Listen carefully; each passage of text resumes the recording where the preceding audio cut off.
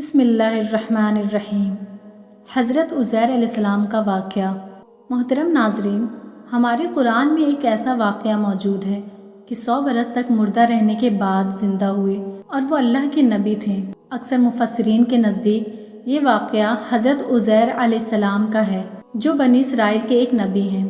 واقعہ کی تفصیل یہ ہے کہ جب بنی اسرائیل کی بدعمالیاں بہت زیادہ بڑھ گئیں تو ان پر خدا کی طرف سے یہ عذاب آیا کہ بخت نصر بابلی ایک کافر بادشاہ نے بہت بڑی فوج کے ساتھ بیت المقدس پر حملہ کر دیا اور شہر کے 1 لاکھ باشندوں کو قتل کر دیا اور 1 لاکھ کو ملک شام میں ادھر ادھر بکھیر کر آباد کر دیا اور 1 لاکھ کو گرفتار کر کے لونڈی و غلام بنا لیا۔ حضرت عزیر علیہ السلام بھی انہی قیدیوں میں سے تھے۔ اس کے بعد اس کافر بادشاہ نے پورے شہر بیت المقدس کو توڑ پھوڑ کر مسمار کر دیا اور بالکل ویران بنا ڈالا۔ کچھ دنوں کے بعد حضرت عزیر علیہ السلام جب کسی طرح بخت نصر کی قید سے رہا ہوئے تو ایک گدھے پر سوار ہو کر اپنے شہر بیت المقدس میں داخل ہوئے۔ اپنے شہر کی ویرانی اور بربادی دیکھ کر ان کا دل بھر آیا اور وہ رو پڑے۔ چاروں طرف چکر لگایا مگر انہیں کسی انسان کی شکل نظر نہیں آئی۔ ہاں، یہ دیکھا کہ وہاں کے درختوں پر خوب زیادہ پھل آئے ہیں جو پک کر تیار ہو چکے ہیں، مگر کوئی ان پھلوں کو توڑنے والا نہیں ہے۔ یہ منظر دیکھ کر نہایت ہی حسرت و افسوس کے ساتھ بے اختیار آپ کی زبان مبارک سے یہ جملہ نکل پڑا، انا یحیی ھذہ اللہ بعد موتہا، یعنی اس شہر کی ایسی بربادی اور ویرانی کے بعد بھلا کس طرح اللہ تعالیٰ پھر اس کو آباد کرے گا۔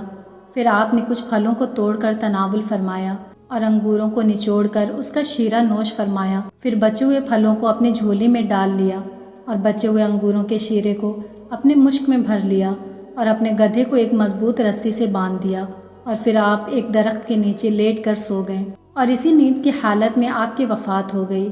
اور اللہ تعالیٰ نے درندوں، پرندوں، چرندوں اور جن و انسان سب کی آنکھوں سے آپ کو اوجھل کر دیا، کوئی آپ کو نہ دیکھ سکا۔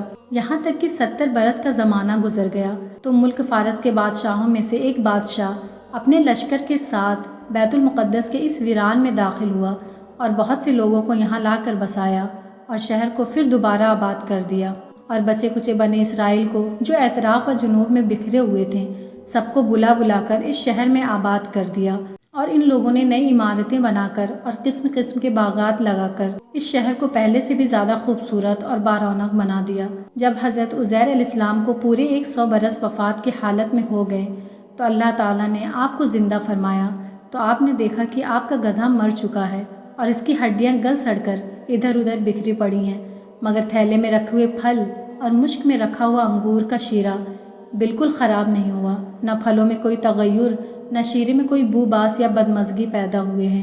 اور آپ نے یہ بھی دیکھا کہ اب بھی آپ کے سر اور داڑھی کے بال کالے ہیں اور آپ کی عمر وہی 40 برس ہے۔ آپ حیران ہو کر سوچ بچار میں پڑے ہوئے تھے کہ آپ پر وحی اتری اور اللہ تعالیٰ نے آپ سے دریافت فرمایا کہ اے عزیر، آپ کتنے دنوں تک یہاں رہیں؟ تو آپ نے خیال کر کے کہا کہ میں صبح کے وقت سویا تھا اور اب عصر کا وقت ہو گیا ہے۔ یہ جواب دیا کہ میں دن بھر یا دن بھر سے کچھ کم سوتا رہا۔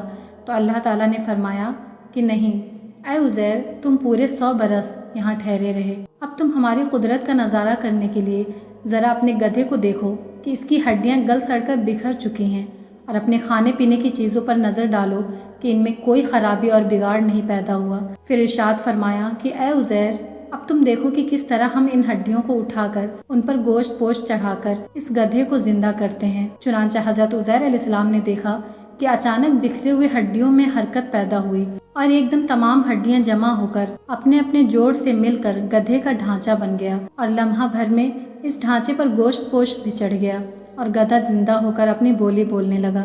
یہ دیکھ کر حضرت عزیر علیہ السلام نے بلند آواز سے کہا، میں خوب جانتا ہوں کہ اللہ ہر چیز پر قادر ہے۔ اس کے بعد حضرت عزیر علیہ السلام شہر کا دورہ فرماتے ہوئے اس جگہ پہنچ گئے جہاں 100 برس پہلے آپ کا مکان تھا۔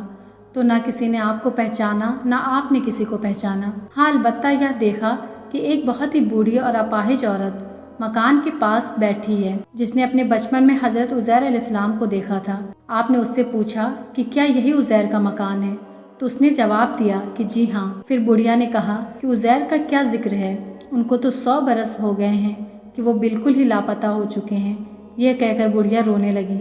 تو آپ نے فرمایا، اے بڑھیا میں عزیر ہوں۔ تو بڑھیا نے کہا سبحان اللہ، آپ کیسے عزیر ہو سکتے ہیں؟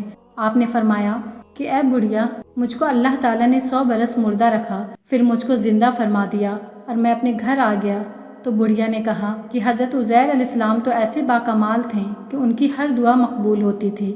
اگر آپ واقعی حضرت عزیر علیہ السلام ہیں تو میرے لیے دعا کر دیجئے کہ میری آنکھوں میں روشنی آ جائے اور میرا فالج اچھا ہو جائے۔ حضرت عزیر علیہ السلام نے دعا کر دی تو بڑھیا کی آنکھیں ٹھیک ہو گئیں اور اس کا فالج بھی اچھا ہو گیا۔ پھر اس نے غور سے آپ کو دیکھا تو پہچان لیا اور بول اٹھی کہ میں شہادت دیتی ہوں کہ آپ یقیناً حضرت عزیر علیہ السلام ہی ہیں۔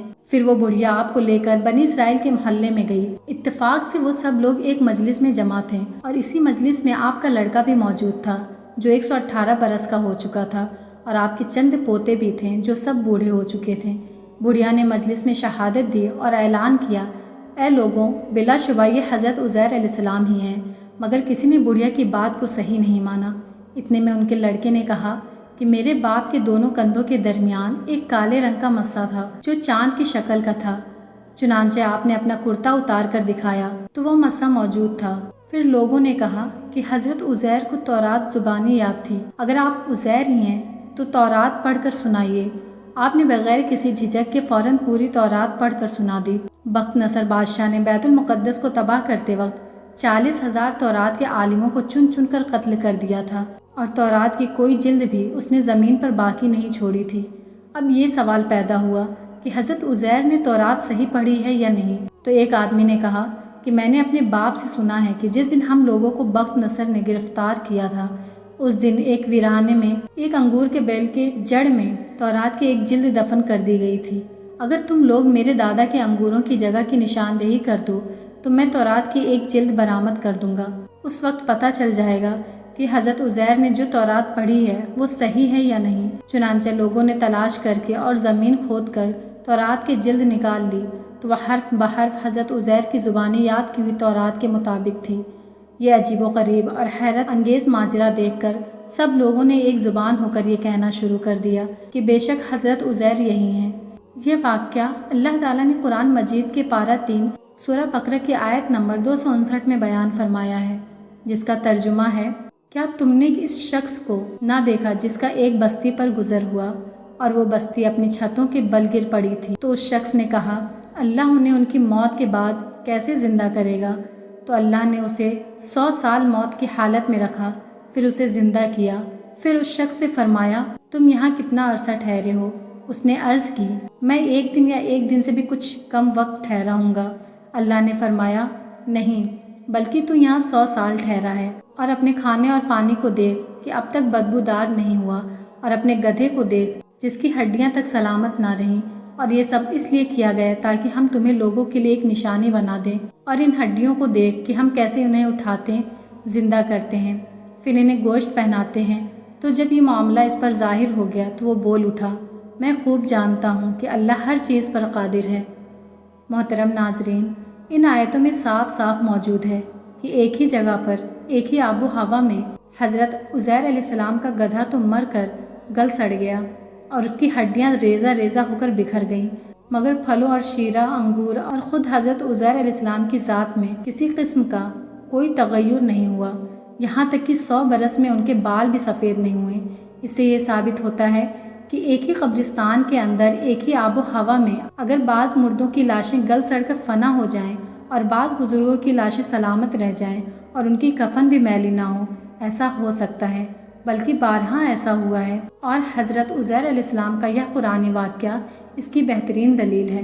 بیت المقدس کی تباہی اور ویرانی دیکھ کر حضرت عزیر علیہ السلام غم میں ڈوب گئے اور فکر مند ہو کر یہ کہہ دیا کہ اس شہر کی بربادی اور ویرانی کے بعد کیوں کر اللہ تعالیٰ اس شہر کو دوبارہ آباد فرمائے گا۔